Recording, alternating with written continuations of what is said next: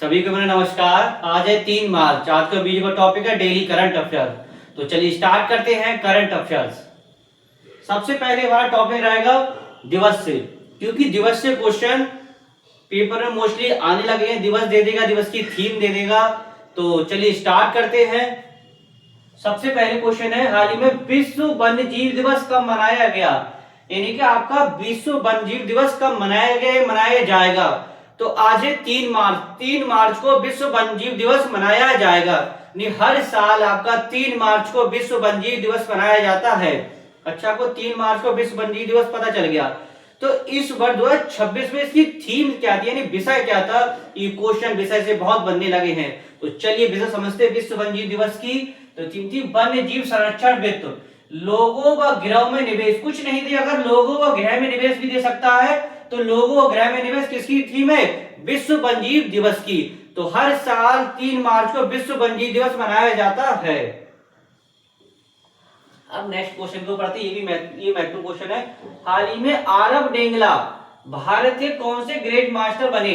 जो आरव डेंगला है भारत के कौन से नंबर के ग्रैंड मास्टर बने? हाल ही प्लान बने हैं आरव। आरव तो सब भूल जाए तो आरव याद रखिएगा। तो कौन से नंबर के ग्रैंड मास्टर बने? ये 93 नंबर के बने। अब क्वेश्चन ये बनता है कि 93 नंबर के तो आपने समझ लिया आरव बने, तो 92 नंबर के कौन बने थे और 91 नंबर के कौन बने थे? तो इसे भी हम समझ लेते हैं। 93 नंबर के तो आरव डेंगला बने। 92 नंबर के बने थे इससे पहले आर्यन बासड़े। यानी क्वेश्चन पूछ सकता है कि 92 ग्रैंड मास्टर कौन बने थे? तो 92 ग्रैंड मास्टर आर्यन बासड़े बने थे। क्वेश्चन सीधे सीधे पूछेगा कि हाल ही में 92 ग्रैंड मास्टर कौन बने थे? तो आर्यन बासड़े बने थे 92 ग्रैंड मास्टर। तो आज की क्लास का पहला क्वेश्चन है कि 91 यानी 91 ग्रैंड मास्टर कौन बने थे? यानी कि 91 ग्रैंड मास्टर कौन बने थे? आप लोग कमेंट से बताइएगा। यानी 91 नंबर के ग्रैंड मास्टर कौन बने? क्वेश्चन में ऐसे पूछ लेगा कि 91 ग्रैंड मास्टर कौन बने थे, तो आप लोग कमेंट से बताइएगा।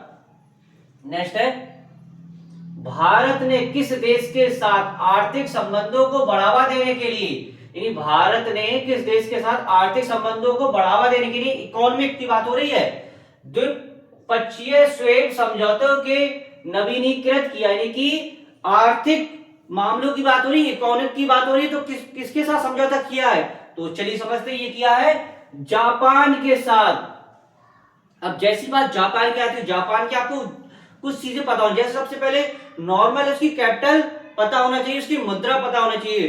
तो जापान की कैपिटल क्या है? टोक्यो। क्या है? टोक्यो। क्वेश्चन सीधे सीधे पूछा है जापान की कैपिटल क्या है, क्या यानी राजधानी क्या है? तो टोक्यो। जापान की मुद्रा क्या है? यानी कि पैसे की बात हो रही है, तो जापानी मुद्रा क्या है? एन। जापान अपनी जो भी लेन देन करता है किसमें करता है? एन में। जैसे कि भारत में क्या है? रुपया है, वैसे जापान में क्या है? एन है। दूसरा, जो जापान की पीएम है साने ताकाइची, जो जापान की पहली महिला प्रधानमंत्री बनी है। क्वेश्चन में सीधे सीधे पूछेगा कि जापान की पहली महिला प्रधानमंत्री का नाम बताइए। तो जापान की पहली महिला प्रधानमंत्री का नाम है साने ताकाइची। तो जापान की पहली महिला कौन है? प्रधानमंत्री है। कौन है? प्रधानमंत्री है। तो चलिए जापान के बारे में समझ लेते हैं। इसका उत्तर है जापान, कैपिटल है टोक्यो, मुद्रा है ए। जापान की पहली महिला पीएम साने ताकाइची। दूसरा, भारत के राजदूत है जापान में सीबी जॉर्ज। क्वेश्चन सीधे सीधे पूछेगा कि जापान में भारत के राजदूत कौन है? जापान में भारत के राजदूत कौन है? CB George. यानी सीबी जॉर्ज जापान में भारत के राजदूत हैं। दूसरी सबसे महत्वपूर्ण, अति महत्वपूर्ण है, जो भारत की बहुत ही गर्व की बात है कि जो भारत है जापान की अर्थव्यवस्था को, यानी विश्व की चौथी अर्थव्यवस्था कौन थी? जापान थी। लेकिन अब भारत जापान को पीछे छोड़ते हुए विश्व की चौथे नंबर की अर्थव्यवस्था बन गई है। ये महत्वपूर्ण क्वेश्चन आ सकता है कि विश्व की चौथी अर्थव्यवस्था, पूरे जितने देश हैं ऑल ओवर, उसमें चौथे नंबर में कौन सा देश आता है? अपना देश भारत आता है। विश्व की चौथी अर्थव्यवस्था कौन बना है? अपना देश भारत। किसको पीछे छोड़ते हुए? क्वेश्चन पूछ लेगा। तो जापान को पीछे छोड़ते हुए भारत विश्व की चौथी अर्थव्यवस्था बना है। नेक्स्ट है, दिसंबर 2025 तक किस राज्य ने भारत में सबसे अधिक 37% जीएसटी ग्रोथ दर्ज की? महत्वपूर्ण है। क्वेश्चन जरूर जीएसटी से बनेगा, तो यहां से बन सकता है कि भारत में ऐसा कौन सा राज्य है जिसने सबसे अधिक जीएसटी ग्रोथ की है? तो 37% जीएसटी अकेले किसने 100 में मतलब 37% अकेले जीएसटी किसने ग्रोथ की है? ये की है किसने? असम ने। किसने की है? इसका उत्तर असम नहीं है, इसका उत्तर क्या होगा? इसका उत्तर होगा नागालैंड। क्या होगा? नागालैंड। की भारत का ऐसा कौन सा राज्य जिसने 37% जीएसटी ग्रोथ की है? तो नागालैंड। नागालैंड ने पूरे भारत में कितने 37%, सोचिए 37% जीएसटी ग्रोथ की। अगर जीएसटी क्वेश्चन बनेगा तो पूछ सकता है कि भारत का बताइए ऐसा कौन सा भारत का ऐसा कौन सा राज्य है जिसने सबसे अधिक जीएसटी ग्रोथ की है? यानी 37% अकेले जीएसटी ग्रोथ किसने की है? नागालैंड ने। किसने की है? अब नागालैंड की बात करते हैं तो नागालैंड की कैपिटल पता होना चाहिए। नागालैंड की कैपिटल क्या है? कोहिमा। दूसरा, नागालैंड के बारे में और क्या चीज पता होना चाहिए? नागालैंड के एक तो सीएम पता होना चाहिए नेपोरियो क्या चीज? जापान। नेपोरियो कहां के? नागालैंड के वर्तमान में मुख्यमंत्री। यानी नेपोरियो क्वेश्चन सीधे सीधे पूछ सकता है कि नेपोरियो कहां के मुख्यमंत्री है? तो नेपोरियो कहां के? नागालैंड के मुख्यमंत्री हैं। अब गवर्नर और पढ़ लेते हैं, राज्यपाल और पढ़ लेते हैं। गवर्नर है अजय कुमार भल्ला। अजय कुमार भल्ला कहां के राज्यपाल है? ये आपके राज्यपाल हैं नागालैंड के। अब नागालैंड से हम बात करते हैं, नागालैंड की सीटें भी साथ में पढ़ लेते हैं कि क्वेश्चन सीटों से भी आने लगा है। तो नागालैंड की सीटें कितनी है? मात्र 1, राज्यसभा की 1 और विधानसभा की 60। ये थी नागालैंड के बारे में। बाकी महत्वपूर्ण लगा लीजिए। और ये जापान को पीछे छोड़ जिसकी चौथी अर्थव्यवस्था में, ये भी महत्वपूर्ण लगा लीजिए। और जापान की फर्स्ट महिला पीएम साने ताका, ये भी महत्वपूर्ण लगा लीजिए क्योंकि ये पहले पूछता है तो बहुत महत्वपूर्ण है। नेक्स्ट, भारत ने किस देश के साथ महत्वपूर्ण खनिज नवीनीकरणीय ऊर्जा और संस्कृति पर 3 समझौते हस्ताक्षर किए? यानी कि किस पर? खनिज नवीनीकरण, ऊर्जा और संस्कृति, यानी 3 समझौते। कितने? 3 समझौतों पे हस्ताक्षर किए। कौन कौन से 3 समझौते हैं? तो भैया 3 समझौते ये हैं, एक तो खनिज पे है, दूसरा नवीकरणीय ऊर्जा है, तीसरा संस्कृति यानी कल्चर जो हमारी सभ्यता, उन पे 3 समझौते किए। तो भारत ने किस देश के साथ किए? ये किए हैं कनाडा के साथ। किस देश के? 3 समझौते हस्ताक्षर किए किस देश के साथ? कनाडा के साथ। अब कनाडा की बात करते हैं तो कनाडा की कैपिटल पता होनी चाहिए, करेंसी पता होनी, दूसरी उसमें क्या क्या खासियत वो पता होना चाहिए। तो चलिए कनाडा देश के बारे में समझते हैं। तो कनाडा इसका उत्तर है, कैपिटल है ओटावा। यानी कनाडा की कैपिटल क्या है? ओटावा है। अब मुद्रा क्या है? Canadian dollar. कनाडियन डॉलर, यानी कि अगर डॉलर दे तब भी क्या उत्तर होगा? क्या उत्तर होगा? कनाडा। यानी कनाडा की मुद्रा क्या है? डॉलर, या कैसे? Canadian dollar. दूसरी मेन चीज याद करने वाली ये है कि समझने वाली ये है कि कनाडा में प्रभु श्री राम की 51 फीट ऊंची प्रतिमा का अनावरण किया गया है। क्वेश्चन सीधे सीधे पूछेगा, कनाडा ने किस भगवान की 51 फीट प्रतिमा का अनावरण किया? तो भगवान श्री राम की 51 फीट प्रतिमा का अनावरण कनाडा ने किया है। तो इतना आपको कनाडा के बारे में पता होना चाहिए। नेक्स्ट, हाल ही में बोत्सवाना से लाए गए, ये महत्वपूर्ण लगा लीजिए और ये भी महत्वपूर्ण लगा, प्रभु श्री राम की 51 फीट ऊंची प्रतिमा का अनावरण कनाडा ने किया, ये महत्वपूर्ण लगा लीजिए। हाल ही में बोत्सवाना से लाए गए 9 चीतों को भारत के किस नेशनल पार्क में छोड़ा गया? यानी कि बोत्सवाना से लाए गए 9 चीतों को भारत के किस राज्य में छोड़ा गया? ये आपको पता होना चाहिए क्योंकि चीतों यानी टाइगर की बात हो रही है। तो किस राज्य में छोड़ा गया, मतलब किस भारत के किस नेशनल पार्क यानी राज्य ने किस नेशनल पार्क में छोड़ा गया? तो नेशनल पार्क तो समझते हैं नेशनल पार्क के बाद कूनो नेशनल पार्क, यानी कि बोत्सवाना से लाए गए 9 चीतों को भारत के किस नेशनल पार्क में छोड़ा गया? तो कूनो जो नेशनल पार्क है उसमें बोत्सवाना से लाए गए 9 चीतों को छोड़ा गया। क्वेश्चन यहां से पूछ सकता है कि किस देश से 9 चीतों को भारत में लाया गया? तो बोत्सवाना से 9 चीतों को भारत में लाया गया। क्वेश्चन ऐसे घुमा के पूछ सकता है कि किस देश से भारत में 9 चीतों को लाया गया? तो बोत्सवाना देश से भारत में 9 चीतों को लाया गया। दूसरा, भारत में किस नेशनल पार्क में लाया गया? तो भारत में जो कूनो नेशनल पार्क है उसमें लाया गया। तो आज की क्लास का कौन सा दूसरा क्वेश्चन ये हो गया कि जो कूनो नेशनल पार्क है भारत के किस राज्य में है? क्वेश्चन फिर से रिपीट करते हैं, जो कूनो नेशनल पार्क है भारत के किस राज्य में है? आप लोग कमेंट बताइए कि मैथुन। दूसरा, अब किसकी बात हो रही है? ये हो रही है टाइगर की, किसकी? चीतों की बात हो रही। तो प्रोजेक्ट चीता कब लाया गया? तो प्रोजेक्ट चीता 17 दिसंबर 2022 को लाया गया, यानी कि 17 दिसंबर 2022 को लाया गया। अब 17 दिसंबर बहुत ही महत्वपूर्ण दिवस है, बहुत महत्वपूर्ण दिन है, क्योंकि जो प्रोजेक्ट टीचर 17 दिसंबर 2022 को लाया गया, तो 17 दिसंबर जो भारत के प्रधानमंत्री माननीय नरेंद्र मोदी जी, इनका जन्म दिवस होता है। तो उन्होंने अपने जन्म दिवस के उपलक्ष्य में प्रोजेक्ट चीता लेकर आए, यानी कि मोदी जी प्रधानमंत्री, भारत के प्रधानमंत्री अपने जन्म दिवस के उपलक्ष्य में क्या चीज, जन्म उनका जन्म दिवस होता है 17 दिसंबर को, तो वह क्या चीज 17 दिसंबर 2022 को प्रोजेक्ट चीता लेकर आए। अब मोदी जी का जन्म कब हुआ था? मोदी जी का जन्म 17 दिसंबर 1950 में हुआ था। यदि प्रोजेक्ट चीता कब लाया गया? जो मोदी जी का जन्म दिवस होता है 17 दिसंबर को, तो कब आया प्रोजेक्ट चीता? 17 दिसंबर 2022 में। अब मोदी जी का जन्म जो 17 दिसंबर को ही होता है। कब हुआ था पूरा जन्म? 17 दिसंबर 1950 को। पूरी सन होगी 17 दिसंबर 1950 को मोदी जी का जन्म दिवस हुआ था। अब समझते हैं नेक्स्ट क्वेश्चन। जेके सीमेंट, आपने सुना होगा जेके सीमेंट के बारे में, सुना होगा आपने। तो जेके सीमेंट ने कहा अत्याधुनिक 3 MTPA grey cement grinding unit का उद्घाटन किया, यानी कि कौन सी? 3 MTPA grey cement grinding unit का उद्घाटन किया। तो कहां किया गया होगा? सोचिए, जेके सीमेंट ने कहां किया होगा? यह किया गया है बिहार में। अब बिहार की बात करते हैं तो बिहार की आपको क्या पता होनी चाहिए? तो बिहार की कैपिटल पता होनी चाहिए, सीएम पता होना चाहिए। दूसरा, भारत में किसके उत्पादन में शीर्ष राज्य, यानी उसकी खास बात क्या है, उसकी सीटें पता होना चाहिए, गवर्नर पता होना चाहिए। इतना आपको किसके? बिहार के बारे में पता होना चाहिए। दूसरा, क्षेत्रफल की दृष्टि से, जनसंख्या की दृष्टि से कौन से नंबर पे आता है, इतना बिहार के बारे में पता होना चाहिए।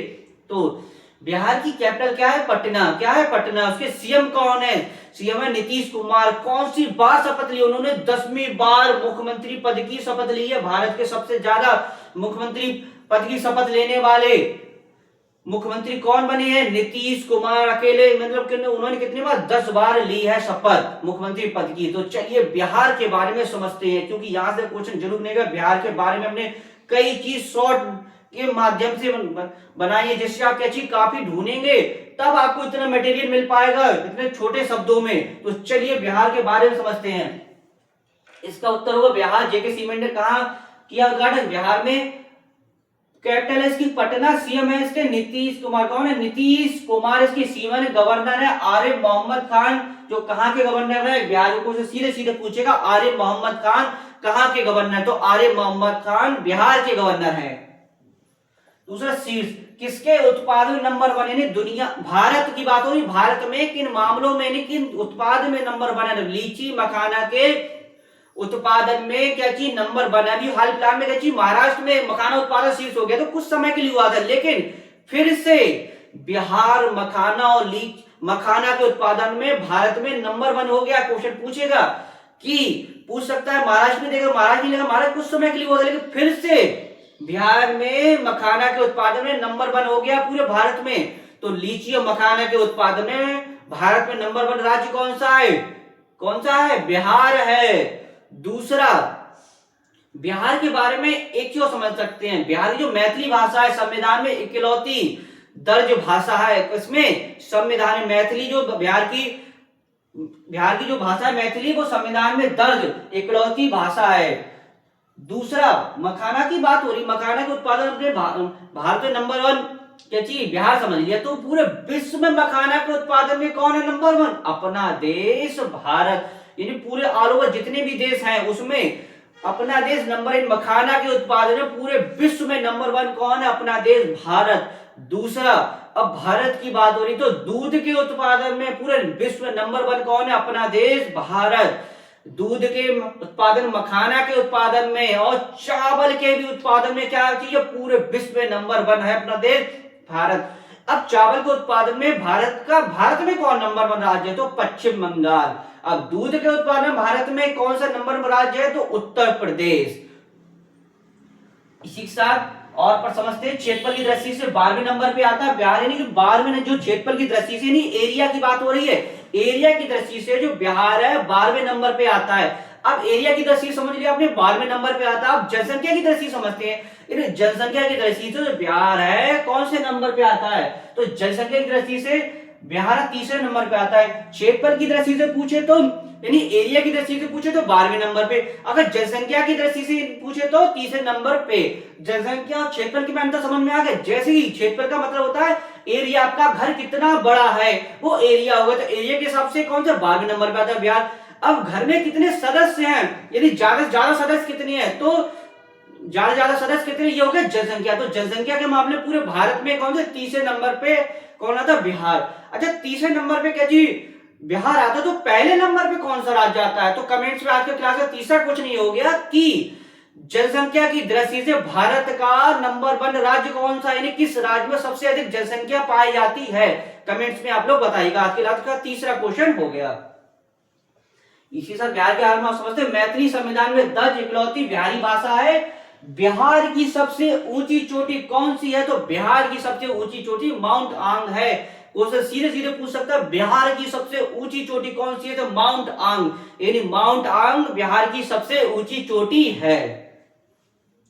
दूसरा है, लोकसभा सीटें कितनी है? 40, राज्यसभा 16, विधानसभा 243। ये सीटों से भी क्वेश्चन बन जाता है। अब नेक्स्ट क्वेश्चन को बढ़ते हैं। बिहार के बारे में कई चीज हमने शॉर्ट बताई है, इसको आप याद कर लीजिए, इसको महत्व लगा लीजिए, कोई नहीं कोई ना कोई क्वेश्चन जरूर बनेगा। गिद्धचक, गिद्धचक नकाना, अजीब सा नाम है, गिद्धचक नकाना नामक नई भूमिगत मछली, गिद्धचक नकाना नामक नई भूमिगत मछली किस राज्य में खोजी गई है? सोचिए किस राज्य में खोजी गई होगी? तो ये खोजी गई है असम में। अब जैसी बात असम की करते हैं तो असम की कैसी कैपिटल पता होना चाहिए। असम की कैपिटल क्या? दिसपुर। दूसरा, असम के सीएम कौन है? हेमंत बिस्वा शर्मा। दूसरा, असम में काजीरंगा नेशनल पार्क है, जो किसके लिए फेमस है? एक सींग वाले गेंडे के लिए फेमस है। तो चलिए असम के बारे में समझते हैं।